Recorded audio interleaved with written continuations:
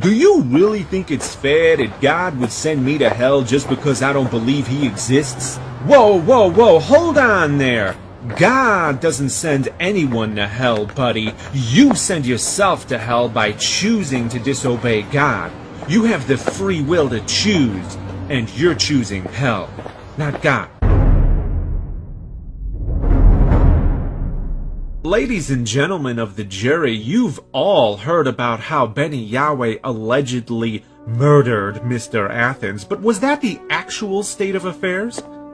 Fortunately, security cameras recorded the entire incident, so there can be no doubt that the death of Mr. Athens was, in fact, the result of suicide.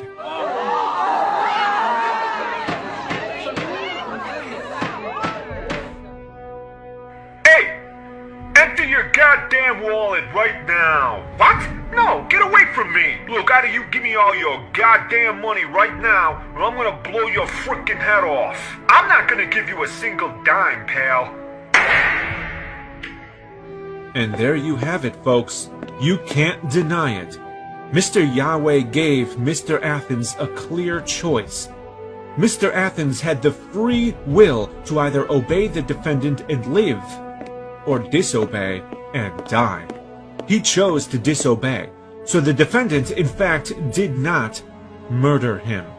Mr. Athens chose to die.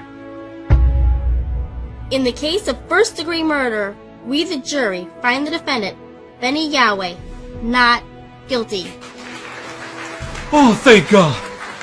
Thank God! Now give me all your frickin' money, or you're dead!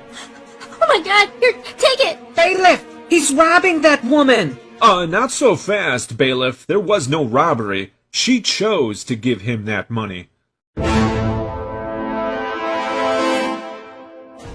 Hey! There's a robber pointing a gun at your head right now, and he wants you to give him all your money or he's gonna shoot you in the face!